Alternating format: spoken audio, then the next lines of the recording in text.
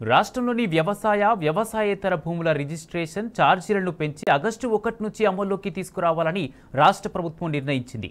ఈ నిర్ణయంపై real estate రంగం ప్రముఖులు, మార్కెట్ నిపుణులు విస్మయం వ్యక్తం చేస్తున్నారు.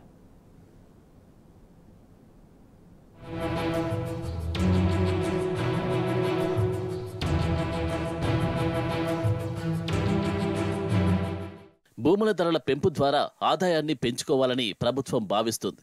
దీనిపై పలు వర్గాలు అభ్యంతరం వ్యక్తం చేస్తున్నాయి. ప్రభుత్వం ఆదాయాన్ని పెంచుకోవాలని భావించడం సమంజసమే అయినా ప్రస్తుతం రాష్ట్రంలో రియల్ ఎస్టేట్ రంగం పరిస్థితిని కూడా పరిగణలోకి తీసుకోవాలని మార్కెట్ నిపుణులు సూచిస్తున్నారు. అటు అదనపు కలెక్టర్లు, ఆర్డీఓలతో స్టాంపులు, రిజిస్ట్రేషన్ల శాఖ అధికారులు సమావేశం నిర్వహించి భూముల మార్కెట్ విలువల సవరణపై చర్చించనున్నారు.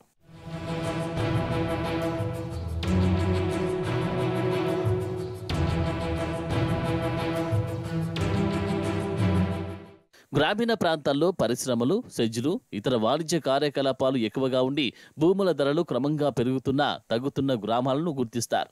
జాతీయ, రాష్ట్ర రహదారులకు సమీపంలో ఉన్న గ్రామాలను ప్రత్యేకంగా పరిగణిస్తారు. ఆయా ప్రాంతాల్లో వ్యవసాయేతర భూముల బహిరంగ ధరలను లెక్కలోకి తీసుకొని మార్కెట్ విలువను సవరిస్తారు. వ్యవసాయ భూములకు సంబంధించి రెవెన్యూ, పంచాయతీ అధికారుల నుంచి వివరాలు సేకరించి ధరలను నిర్ణయిస్తారు.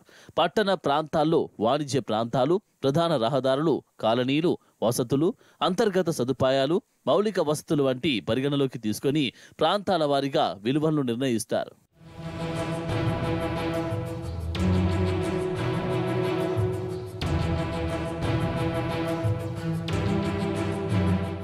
ఈ తతంగమంతా పూర్తి చేసి మార్కెట్ విలువల సవరణను ఈ నెల 23 నాటికి పూర్తి చేస్తారు. ఆ తర్వాత అభ్యంతరాలు ఏమైనా ఉంటే 25వ తేదీ వరకు సమీక్షించి అనంతరం కమిటీ ఆమోదం కోసం పంపుతారు. కమిటీ 29న ఆమోదం తెలిపిన తర్వాత సవరించిన విలువలను జూలై 1న వెబ్సైట్లో ప్రచురిస్తారు. జూలై 20 వరకు ప్రజల నుంచి సలహాలు, సూచనలు, అభ్యంతరాలు స్వీకరిస్తారు.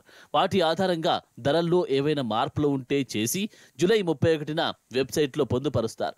ఆగస్టు 1 నుంచి సవరణ ధరలు అమల్లోకి రానున్నాయి. అయితే స్టాంపు డ్యూటీ పెంచుతారా లేదా అనే దానిపై ప్రస్తుతానికి స్పష్టత లేదు. ప్రస్తుతం మార్కెట్ విలువలో స్టాంపు డ్యూటీ 5.5%గా ఉంది. దీనికి ట్రాన్స్ఫర్ డ్యూటీ 0.5%, రిజిస్ట్రేషన్ ఛార్జీలు 1.5% కలిపి మొత్తం రిజిస్ట్రేషన్ ఫీజు మార్కెట్ విలువలో 7.5%గా ఉంది.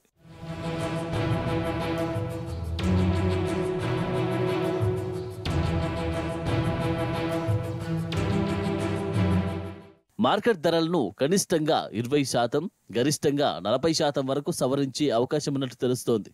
గత ఆర్థిక సంవత్సరంలో స్టాంప్స్ అండ్ రిజిస్ట్రేషన్ శాఖ ద్వారా 18,500 కోట్ల ఆదాయాన్ని లక్ష్యంగా నిర్దేశించుకోగా ఈసారి మార్కెట్ ధరల సవరణ నేపథ్యంలో ఆదాయ లక్ష్యం 21,000 కోట్ల వరకు ఉండొచ్చని చెబుతున్నారు.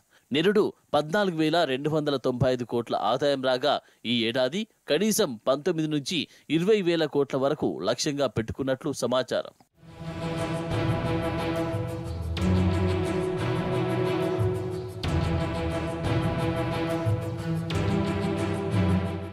రాష్ట్ర ప్రభుత్వ నిర్ణయంతో రియల్ ఎస్టేట్ రంగంపై ప్రభావం పడే అవకాశం ఉందని వ్యాపారులు, మార్కెట్ నిపుణులు ఆందోళన వ్యక్తం చేస్తున్నారు.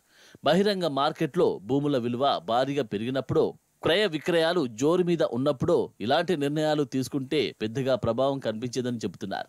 కానీ రాష్ట్రంలో గత ఏడాది సెప్టెంబర్ నుంచి వరుసగా ఎన్నికలు, కొత్త ప్రభుత్వాలు, ఎన్నికల కోడ్ వంటి పరిణామాలు, ఇతర కారణాలతో రియల్ ఎస్టేట్ రంగం స్తబ్దుగా ఉందని అంటున్నారు.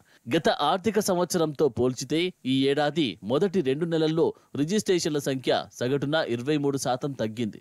గత 3 నెలల్లోనే 20% తగ్గుదల ఉందని నిపుణులు చెబుతున్నారు. కాబట్టి మార్కెట్కు జోష్ వచ్చేలా చేసి ఆ తర్వాత ధరలు సవరించాలని, లేదంటే ఇబ్బందులు తప్పవని హెచ్చరిస్తున్నారు.